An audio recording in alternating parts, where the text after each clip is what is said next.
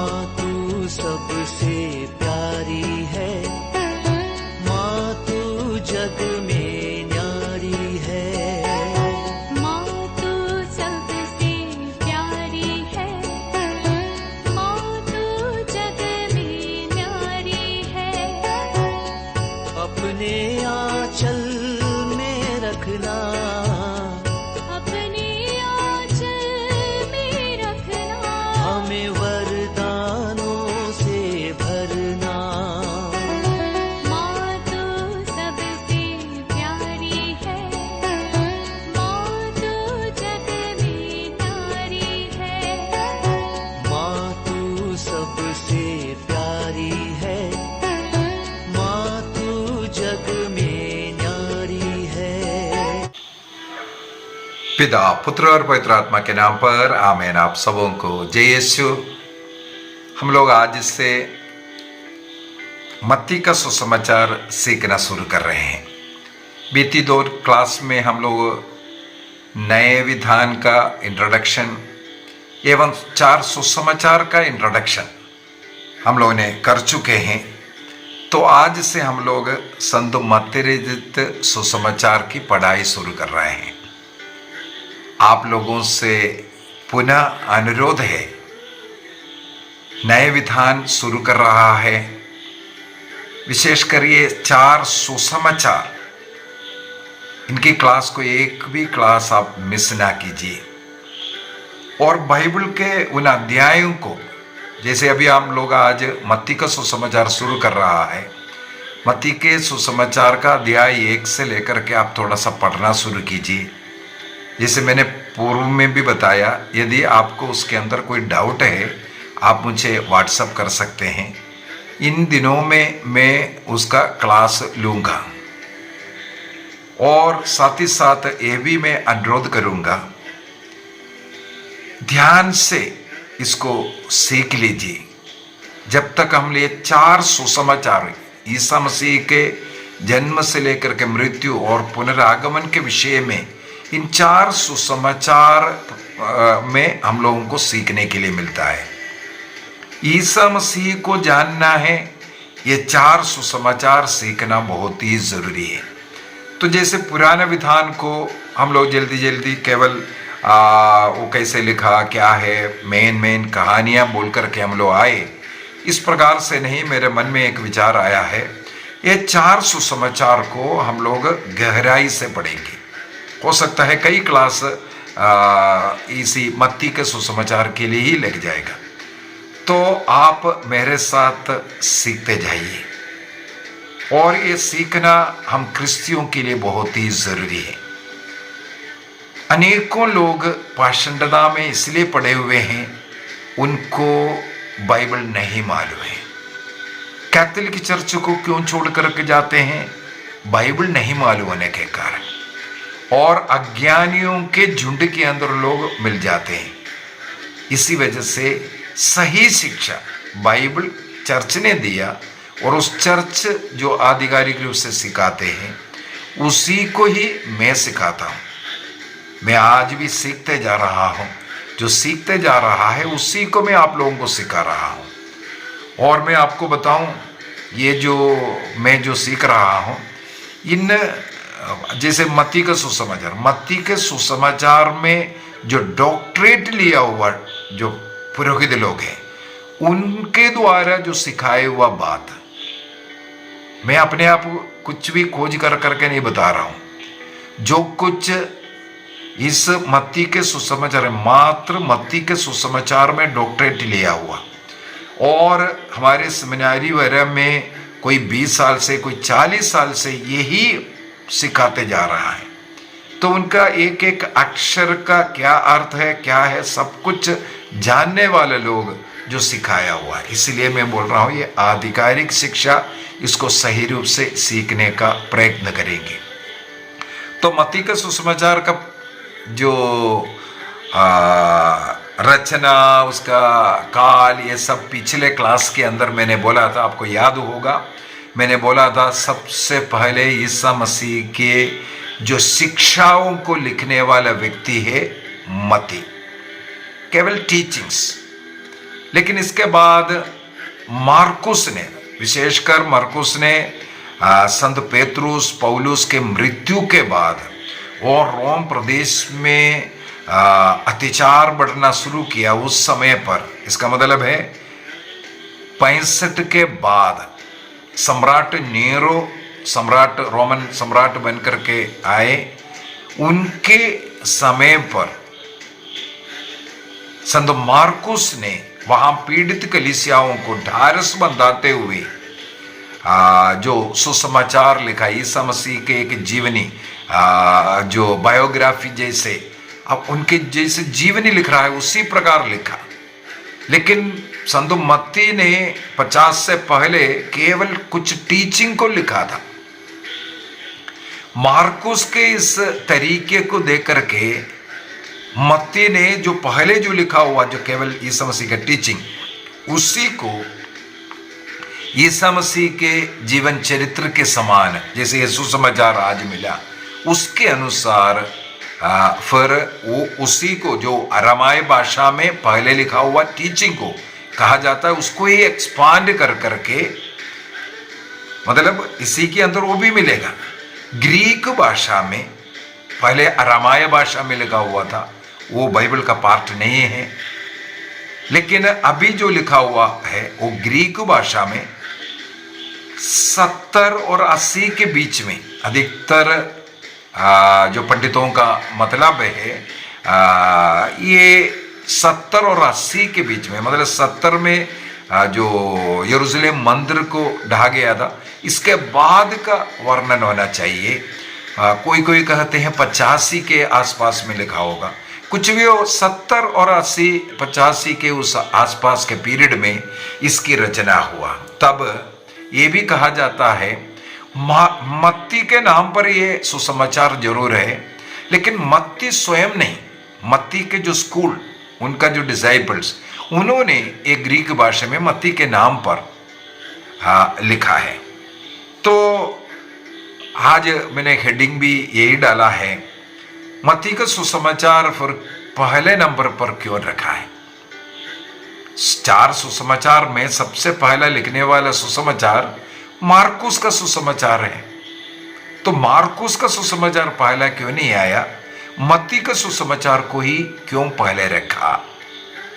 इसका उत्तर, सबसे पहला उत्तर यही है, मत्ती का सुसमाचार किसके लिए लिखा था, यहूदी क्रिश्चियन लोगों के लिए सामने रख रहे, उनका दर्शक, इसका मतलब यहूदी क्रिश्चियन लोग हैं, उनको सिखाने के लिए पुराने विधान के जो भविष्यवाणियां मसीह के विषय में, वो ईसा मसीह में पूरा हुआ है, ये स्थापित करने का प्रयत्न संत मत्ती ने किया।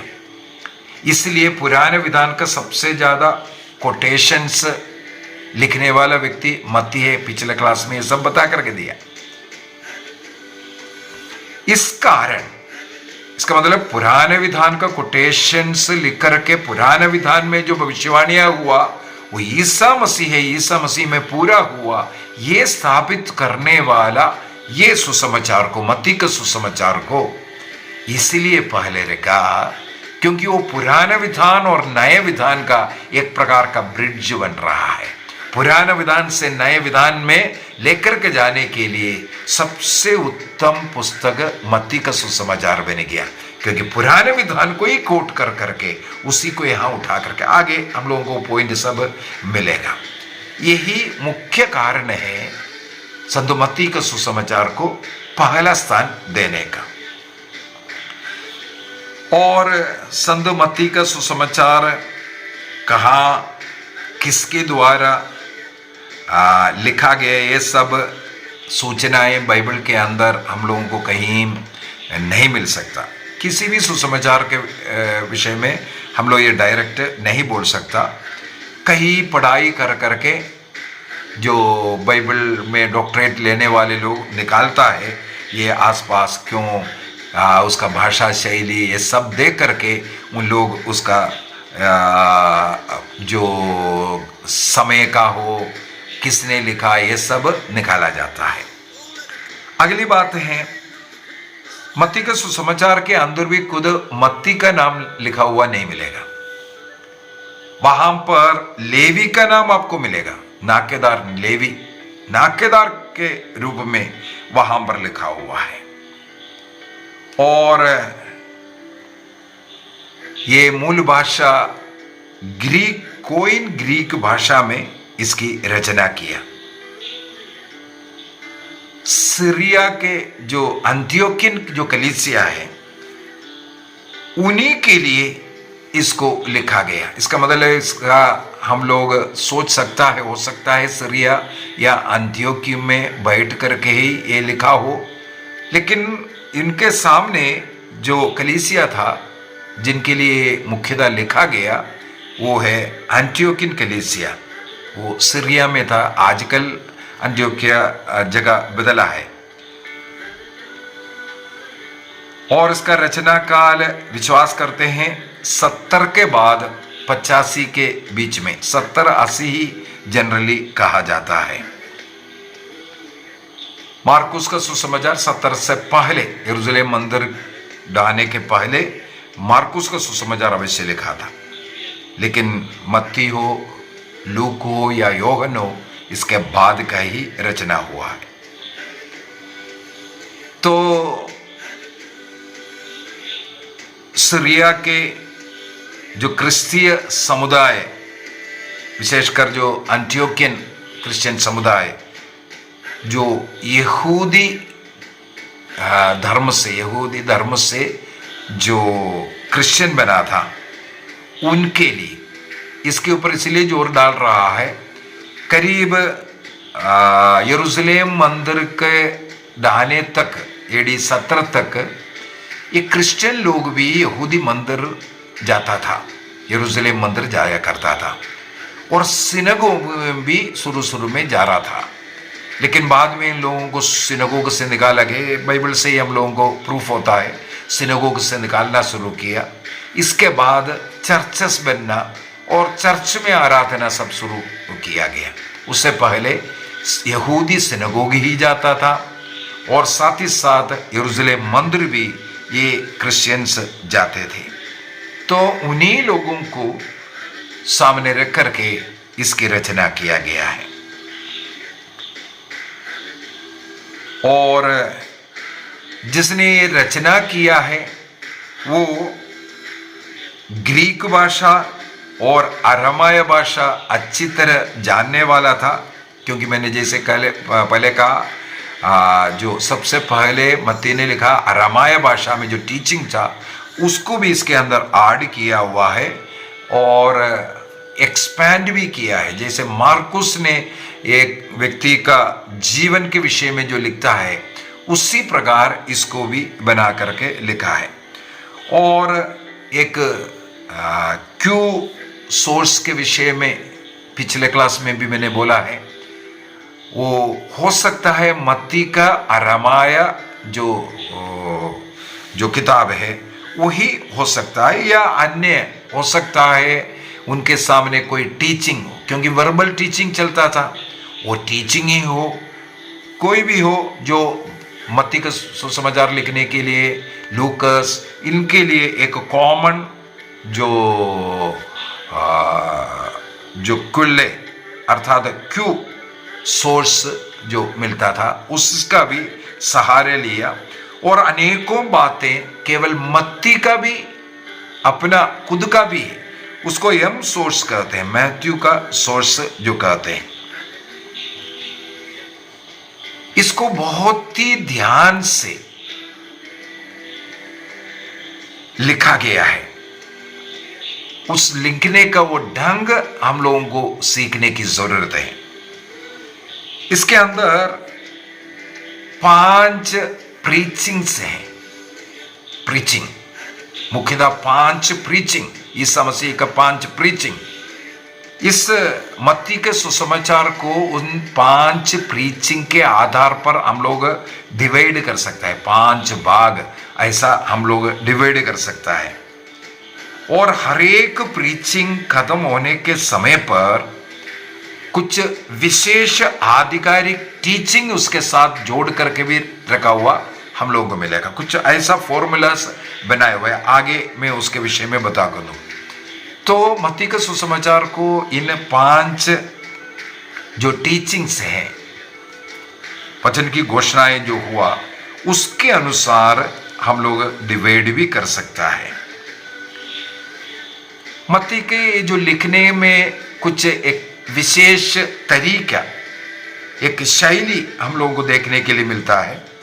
बीच बीच में कुछ लिख कर के बाद में ऐसे एक शब्द, या इसके बाद ऐसा हुआ, या फिर ऐसा हुआ, या अभी उसी समय पर ऐसा हुआ, ऐसे ऐसे कुछ शब्द को बार बार लिखते हैं।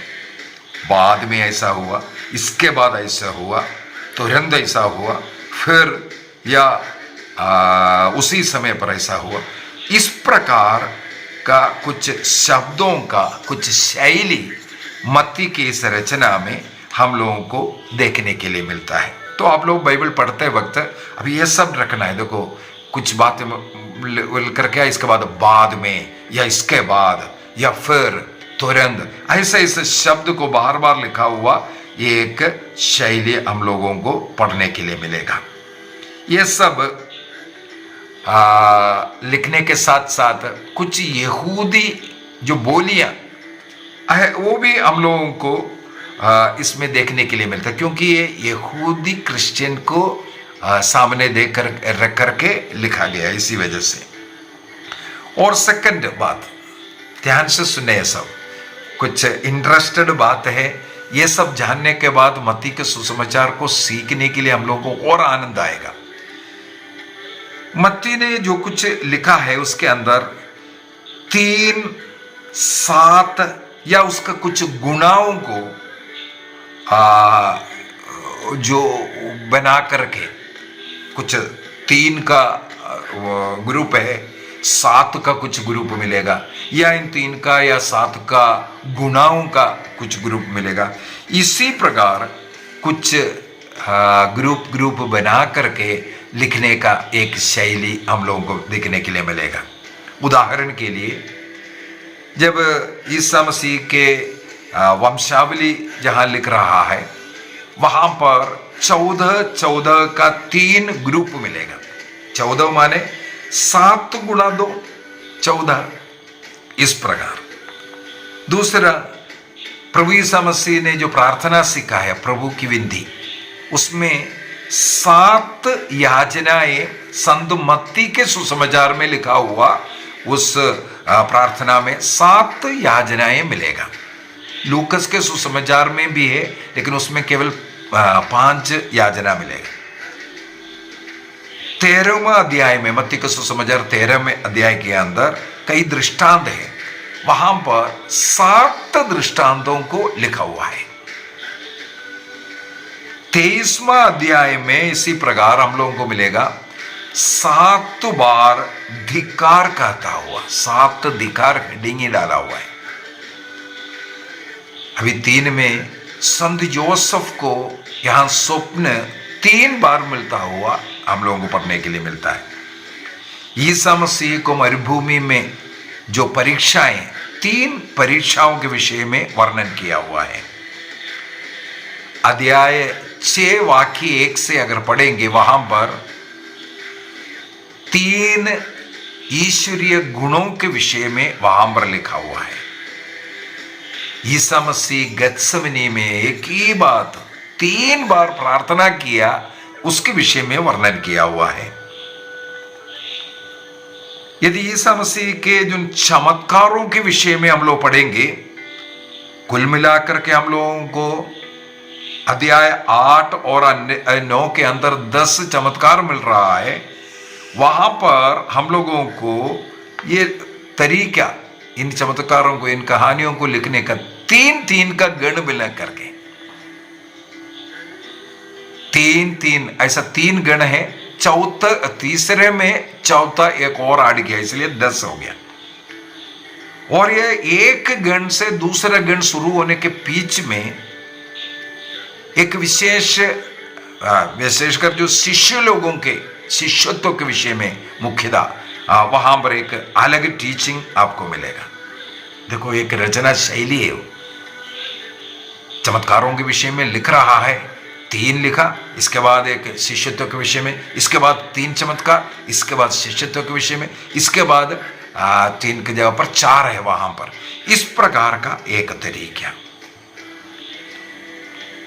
बाइबल पंडितों का मत है। इस प्रकार लिखने का कारण है, आदिम कलीसिया में जो टीचिंग करवाने वालों के लिए और जो लोग सीख रहा है उनको ये कंडस करने के लिए ये फायदा देता था। इसी वजह से ऐसा रखते हैं। और संत मत्ती के सुसमाचार के अंदर अनेकों ईश शास्त्र के थियोलॉजिकल जो बातें शुरू से लेकर के हम लोगों को पढ़ने के लिए मिलेगा। विशेष रूप से जो पुराने विधान में जिस मसीही के विषय में, क्रिस्त के विषय में भविष्यवाणियां हुआ है, वो ईसा मसीह में पूरा हुआ है। ये ईश शास्त्र को मुख्यतः संत मत्ती उठाकर रखा हुआ है। और साथ ही साथ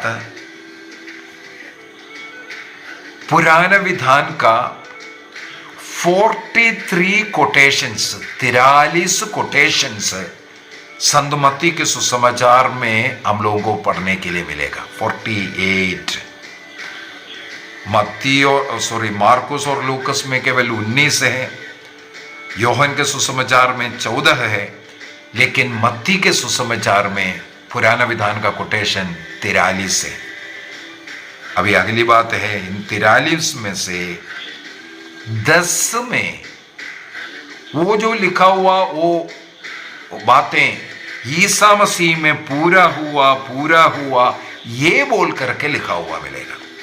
ये कोटेशन, ये भविष्यवाणी ईसा मसीह में पूरा हुआ ये साबित करते हुए लिखने वाला उनमें से 10। यदि मत्ती का सुसमाचार अध्याय 1 वाक्य 22-23, अध्याय 2 वाक्य 15, वाक्य 17-18, वाक्य 23, अध्याय 4 वाक्य 14-15, अध्याय 8 का 17, अनेकों जगहों पर इस प्रकार हम लोगों को पढ़ने के लिए मिलेगा। वहां सब ये पूरा हुआ। 10 जगह पर एकदम साफ साफ। इसलिए संत मत्ती को पुराने विधान में जो हुआ उसका पूर्ति कराने वाला सुसमाचारक कर करके पुकारता भी है। पूर्ति करने वाला सुसमाचारक है। अगला जो ईश शास्त्र, जो खासियत हम लोगों को जो पढ़ने के लिए मिलता है, संत मत्ती के सुसमाचार में ईश्वर का राज्य ऐसे एक शब्द नहीं मिलेगा। उसके जगह पर स्वर्ग राज्य लिखा हुआ मिलेगा। स्वर्ग राज्य, अन्य सुसमाचार में ईश्वर राज्य, ईश्वर का राज्य ऐसे ऐसे जो मिल रहा है। ईश्वर शब्द को मत्ती नहीं उठाता। पुराना विधान के और यहूदी लोगों का वो क्यों नहीं ईश्वर का नाम नहीं लेना, लॉर्ड कहना, ये सब हम लोग पूरा पहले से ही सीख करके आया है। वो इसी कारण, क्योंकि ये यहूदी क्रिश्चियन को लिख रहा है ईश्वर के राज्य बोलने की जगह पर, इसलिए स्वर्ग राज्य शब्द को इस्तेमाल करते हैं। और संत मत्ती के सुसमाचार के अंदर 38 बार स्वर्ग राज्य लिखा हुआ मिलेगा। स्वर्ग राज्य, इसका मतलब स्वर्ग राज्य का सुसमाचार भी इसे कहते हैं। स्वर्ग राज्य के विषय में सिखाने वाला सुसमाचार भी मत्ती के सुसमाचार के विषय में बताते हैं। अगला एक स्पेशलिटी है मत्ती के सुसमाचार के अंदर एक्लेसिया, कलीसिया शब्द जो लिखा हुआ मत्ती ने ही एक्चुअली सबसे पहले लिखा और उसके ऊपर टीचिंग भी कराने वाला व्यक्ति मत्ती है। इसलिए एक्लेसियास्टिक गॉस्पेल भी इससे कहते हैं। ये जो एक्लेसिया शब्द प्रॉपर, वो एक्लेसिया शब्द, कलीसिया वो शब्द को लिखने वाला। कलीसिया अन्य सुसमाचार में भी हम लोगों को मिलेगा, लेकिन वो शब्द नहीं मिलेगा। इक्लेसिया, वो जो शब्द कलीसिया का वो ग्रीक भाषा में एक्लेसिया लिखता है, वो शब्द मात्र मत्ती के सुसमाचार में हम लोगों को पढ़ने के लिए मिलता है। और मत्ती के सुसमाचार अध्याय 18 का एक टीचिंग है, वहां पर केवल वो एक्लेसिया के विषय में, चर्च के विषय में, कलीसिया के विषय में ही सिखाते हैं। अगला पॉइंट मत्ती के सुसमाचार में जो क्रिस्टोलॉजी है, क्रिस्त शास्त्र, जैसे ईसा मसीह के जन्म के विषय में से लेकर के मृत्यु, पुनरुत्थान, ये सब लेकर के कई चीजें संत मत्ती ये साबित करना चाहते हैं ये यीशु है, वही मुक्तिदाता, वो क्रिस्त है कर करके। ईसा मसीह के मृत्यु और पुनरुत्थान के करीब 50 वर्ष के बाद इसकी रचना जरूर किया है, लेकिन उस समय पर भी संत मत्ती का कहना है क्रिस्त आज भी जीवित है। कहाँ? वो हमारे साथ रहता है। मत्ती का सुसमाचार शुरू होता है यही स्थापित कर करके, अर्थात मत्ती का सुसमाचार अध्याय 1:23 के अंदर इम्मैनुएल नाम, अर्थात ईश्वर हमारे साथ है, ये घोषणा करते हुए शुरू कर रहा है मत्ती का सुसमाचार को। और कैसे खत्म करता है? मत्ती का सुसमाचार अध्याय 28 वाक्य 20 में, देखो मैं संसार के अंत तक तुम्हारे साथ हूं। इसका मतलब हमारे साथ रहने वाला ईश्वर, ये है क्रिस्टोलॉजी। क्रिस्त हमारे साथ है, जीवित है, ये सिखाने का प्रयत्न वो कर रहा है। इसका मतलब स्टार्टिंग एंड एंड यही बोल करके इम्मैनुएल, हमारे साथ रहने वाला। और बीच में अगर उठाकर देखें 18वां अध्याय के अंदर, 18वां अध्याय का 18 से लेकर के 20 तक हमें मालूम है 2 या 3 व्यक्ति जहां कहीं भी प्रार्थना करेंगे उनके बीच में मैं उपस्थित रहूंगा। वाक्य 20 में वो कलीसिया, एक्लेसिया, जहां प्रभु के नाम पर इकट्ठे हो रहा है, वो एक्लेसिया, वो कलीसिया में प्रार्थना करने वाले कलीसिया में ईसा मसीह की उपस्थिति प्रभु बोल रहा है। इसका मतलब मत्ती ने कोशिश किया ये प्रभु हमारे साथ रह रहा है। इसके बाद मार्कुस के सुसमाचार को जब हम पढ़ेंगे, उसके अंदर हम लोगों को ईसा मसीह में मनुष्य, पूर्ण रूप से वो मनुष्य है, पूर्ण रूप से ईश्वर भी है। इसलिए मार्कुस ने कुछ ईश्वरीय कमजोरियों को ईसा मसीह में दर्शाया। ईसा मसीह रोता हुआ, ईसा मसीह को गुस्सा करता हुआ, मतलब मनुष्य की कमजोरियों को ईसा मसीह में मार्कुस ने दर्शाया। लेकिन मत्ती ने इस प्रकार का कार्य नहीं किया। उन्होंने ये कोशिश किया, वो ईश्वर है, उनके ईश्वरत्व को आगे रखना ये चाह रहा था। मनुष्य के कुछ स्वभाव, जैसे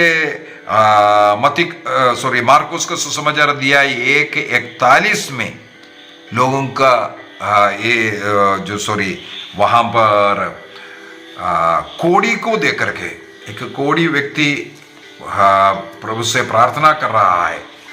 मार्कुस का सुसमाचार अध्याय 1 वाक्य 41 के अंदर, बिल्कुल वहां पर वो कोड़ी को स्वास्थ्य लाभ देने के विषय में है। वहां पर वाक्य 41 में लिखा है ईसा मसीह को तरस आया, इसके बाद उन्होंने उसे स्पर्श कर रहा है और उन्हें चंगाई दे रहा है। और जैसे यहाँ तरस आया, इसके बाद अध्याय 3 वाक्य 5 में उसे देख करके दुख हुआ, है ना। अध्याय 3 वाक्य 5 के अंदर उनके हृदय की कठोरता के कारण ईसा को दुख हुआ, क्योंकि एक व्यक्ति को चंगाई देने में उन लोग आपत्ति उठा रहा है विश्राम के दिन बोल करके। तो इतना कठोर हृदय वाला है ये जो फरीसी शास्त्री, ये देख करके ईसा मसीह के मन में दुख हुआ। हाँ, इसके बाद अध्याय 6 वाक्य 3 के अंदर ईसा मसीह के विषय में लिखा है ये बढ़ई है, ईसा मसीह को बढ़ई कर करके बोल रहा है। तो यहाँ पर जो तरस आया, दुख आया, ये सब जो है वचन जो है वो मत्ती के सुसमाचार में हम लोगों को पढ़ने के लिए नहीं मिल रहा है। और अध्याय 3 का वाक्य 21 के अंदर ईसा मसीह के भाई लोग आकर के हाँ इनका बुद्धि भ्रष्ट हुआ, ये पागल हुआ है बोलकर उनको पकड़ करके लेकर जा रहे, ऐसा इंसिडेंट वगैरह मत्ती ने नहीं रचना किया। और अध्याय 6 का 3 में ये बड़ई करके लिखा है, लेकिन मत्ती ने लिखा है बड़ई का पुत्र कर करके, मतलब वो स्वयं बड़ई कर करके नहीं लिख रहा है, बड़ई का पुत्र है कर करके लिख रहा है। इसके बाद अध्याय 6 का वाक्य 5 के अंदर लिखा है उनके ही गांव में ज्यादा काम नहीं कर पाया कर करके, चमत्कार नहीं किया करके, लेकिन 13 मत्ती ने उसको भी एक अलग ढंग से लिखा है। उनके हृदय घाट ने उनका विश्वास के कारण बड़ा बड़ा कार्य या चमत्कार वहां नहीं हुआ, बड़ा कार्य नहीं हुआ, बड़ा चमत्कार नहीं हुआ कर करके लिखा मार्कुस ने। लेकिन मत्ती ने उस बात को कैसे लिखा, ज्यादा चमत्कार नहीं किया, ऐसा लिख दिया। इसके बाद गुस्सा करने के विषय में, प्यार मुड़ने के विषय में वो विस्मित हो गया, ऐसा जो लिख रहा है, ऐसे ऐसे शब्दों को मत्ती ने अपने सुसमाचार में नहीं लिखा है। इसका मतलब जो मानुषिक जो स्वभाव, जो आदतें, जो कुछ परिमितियां हैं, उसको मत्ती ने नहीं लिखा है। अगला मार्कुस के सुसमाचार के अंदर शिष्य लोग, ये नासमझ लोग हैं, उनका हृदय कठोर है, ऐसे ऐसे करके कुछ शब्द उनके शिष्य लोगों के विषय में भी लिखा हुआ है। लेकिन मत्ती ने प्रभु ने जिसे चुना है वो विशेष कुछ अधिकार प्राप्त है, उन्हें कुछ अच्छाइयां ही केवल मत्ती ने लिखा है। इसके बाद मत्ती के सुसमाचार के अंदर प्रभु को प्रभु शब्द से ही बुलाता है, लेकिन हम लोगों को मार्कुस का सुसमाचार, लूकस का सुसमाचार में समय गुरु, रब्बी, ऐसा जो शब्द ये मत्ती बिल्कुल इस्तेमाल नहीं करते हैं। मत्ती के सुसमाचार में केवल प्रभु शब्द को ही इस्तेमाल करते हैं। और मार्कुस में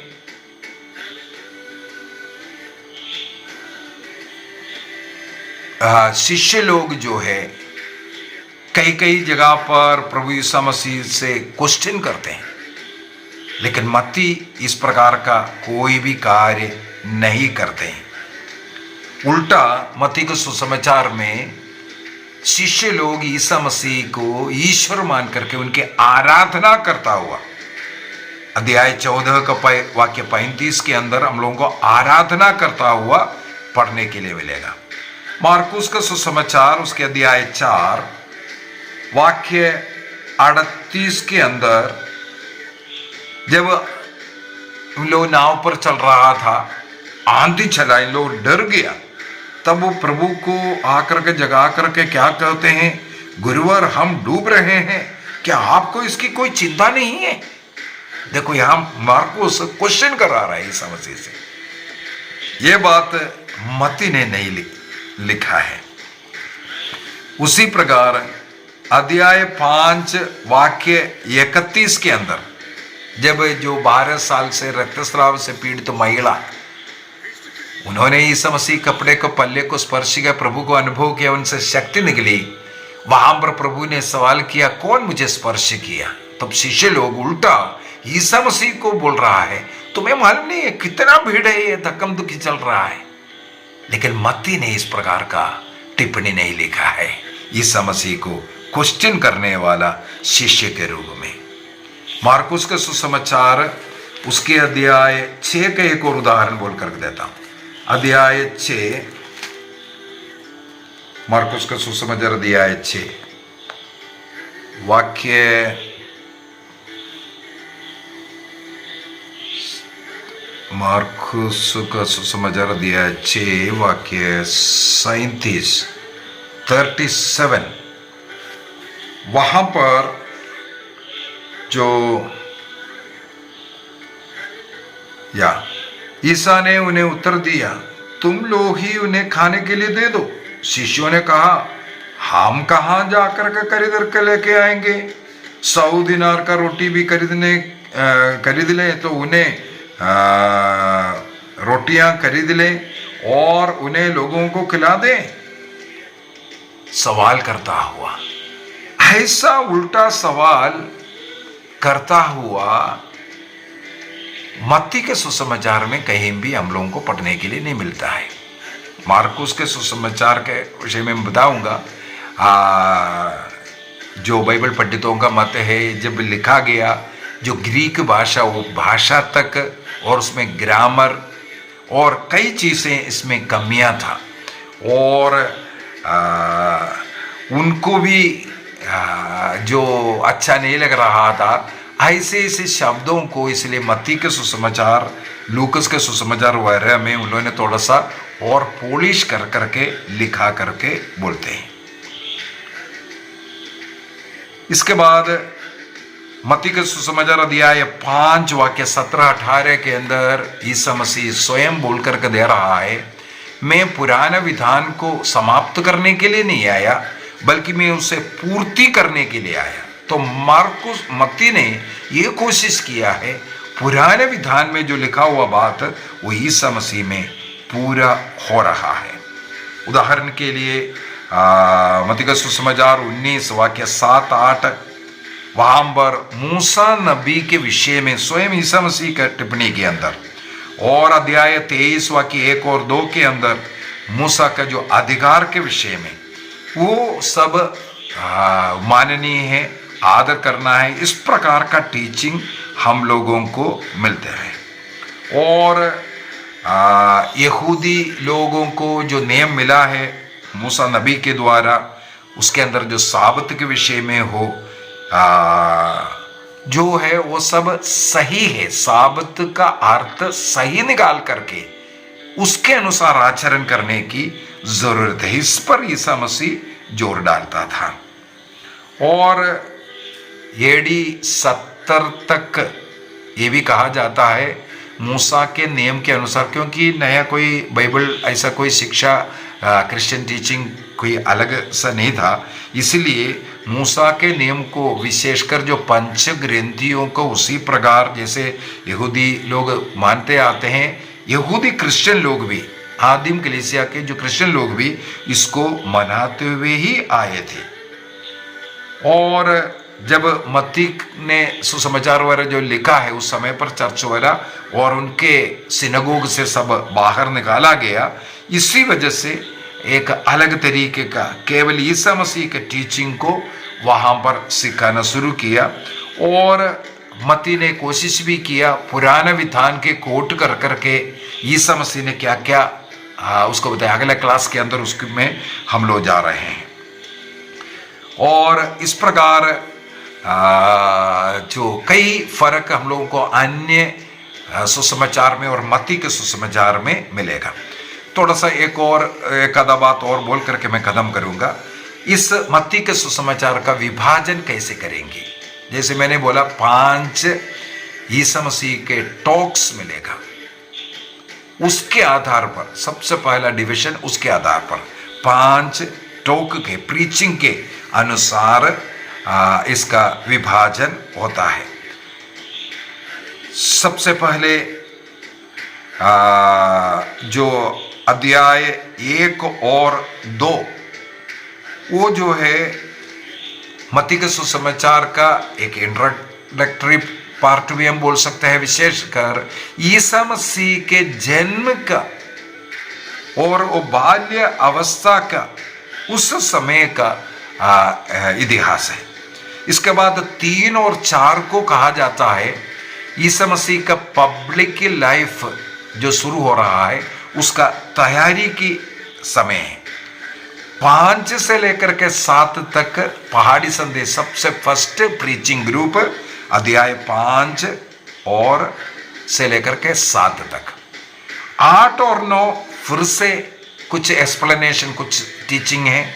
जैसे 3 और 4 जो पहाड़ी संदेश 5 से 7 तक जो पहाड़ी संदेश है, उससे पहले 3 और 4 उसके लिए तैयारी था। उसी प्रकार 10वां अध्याय प्रीचिंग है, अगला टीचिंग जो है। उससे पहले 8वां और 9वां अध्याय उसकी तैयारी वाला कुछ एक्सप्लेनेशन टीचिंग, वो भी क्या है आगे बता कर दूंगा। इसके बाद हम लोगों को 11 और 12 मिलेगा, वो फिर से एक्सप्लेनेशन। 10वां अध्याय एक टीचिंग था, एक भाषण दे रहा है, प्रीचिंग कर रहा है। उससे पहले 8 और 9 एक्सप्लेनेशन था। इसके बाद 10 के बाद 11 और 12 भी, इसके बाद अगेन एक्सप्लेनेशन। 13वां अध्याय तीसरा प्रीचिंग है। तीसरा प्रीचिंग है वो स्वर्ग राज्य के विषय में। जैसे मैंने बोला था 7 वहां पर दृष्टांत हम लोगों को सीखने के लिए मिलेगा। और 14 से लेकर के 17 तक का अगेन एक्सप्लेनेशन है। और 18वां अध्याय आकर के वहां पर कलीसिया के विषय में एक भाषण दे रहा है। इसके बाद 19वां अध्याय से 23वां अध्याय तक वहां पर हम लोगों को फिर से एक्सप्लेनेशन मिलेगा। इसके बाद अध्याय 24-25 कलीसिया के विषय में, संसार के अंत के विषय में, एस्कटोलॉजी, कलीसिया के संसार के अंत के विषय में उसका एक्सप्लेनेशन, वो प्रीचिंग दे रहा है। इसका मतलब 5 प्रीचिंग कौन सा है। सबसे पहला प्रीचिंग मैंने बोला अध्याय 5 से 7 तक पहाड़ी संदेश। इस 5 से 7 तक को पूरे क्रिश्चियन टीचिंग का निचोड़ कहा जाता है। अध्याय 5, 6 और 7, ये जो 3 अध्याय हमारे पूरे बाइबल का हो या क्रिश्चियनिटी का एक निचोड़ टीचिंग है। ये बहुत ही महत्वपूर्ण, अध्याय 5 से 7 तक। फर्स्ट प्रीचिंग वहां पर मिलेगा। सेकंड प्रीचिंग कहाँ है? अध्याय 10 में वो प्रेरितों को बेचते हुए, प्रेरितों का जो कार्य वो उसका भाषण दे रहा है। अभी तीसरा भाषण कहाँ है? स्वर्ग राज्य के विषय में अध्याय 13 में। चौथा भाषण अध्याय 18 के अंदर कलीसिया के विषय में जो भाषण दे रहा है, एक्लेसिया, एक्लेसियोलॉजी कहते हैं इसको। इसके बाद 5वां भाषण जो है अध्याय 24 से लेकर के अध्याय 25, अध्याय 24 और 25 ये दोनों संसार के अंत के विषय में कैसे होने वाला है, एस्कटोलॉजी कहते हैं, वो है। और अध्याय 26 से अध्याय 28 तक उनके दुख, पीड़ा, मृत्यु, वो अंत का भाग है। तो इस प्रकार 5 डिविजन, 5 प्रीचिंग के अनुसार हम लोग कर सकते हैं। ईसा मसीह के ये प्रीचिंग को छोड़ करके कुछ अन्य बात को दे करके इसको 3 भागों में भी हम लोग डिवाइड कर सकता है। मत्ती के सुसमाचार को सबसे पहले डिवीजन मैंने बोला, इसके अंदर 5 भाषण है, प्रीचिंग है, उसके साथ उसको डिवाइड करता है, 5 भागों में डिवाइड करता है। दूसरा डिवीजन का तरीका है, इसके अंदर लिखा हुआ कुछ बात को पकड़ करके ईसा मसीह तब से ये करना शुरू किया, ऐसा कर करके कुछ जो बोलने का कुछ वचन मिलेगा, उसको लेकर के इस सुसमाचार को 3 भागों में विभाजित कर सकता है। तो तो वो जो वचन मिलने वाला जगह सबसे पहले मिलता है मत्ती का सुसमाचार अध्याय 4 का वाक्य 17 में। अध्याय 4 का 17 में, इसका मतलब अध्याय 1 से लेकर के अध्याय 4 वाक्य 16 तक एक फर्स्ट पार्ट है।